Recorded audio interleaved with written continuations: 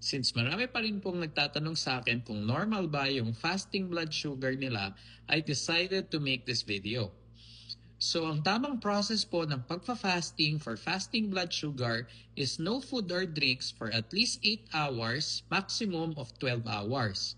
Kung kulang kayo sa 8 hours, then under fasting yon, and kung sobra naman sa 12 hours, then over fasting naman. Now, if tama po ang fasting ninyo, ang normal fasting blood sugar is less than 5.6 millimoles per liter or less than 100 milligrams per deciliter.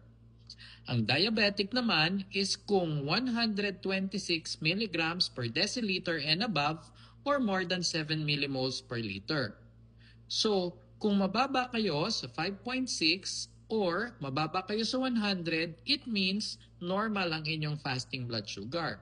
And diabetic naman kayo kung lalagpas kayo ng 126 milligrams per deciliter or more than 7 millimoles per liter.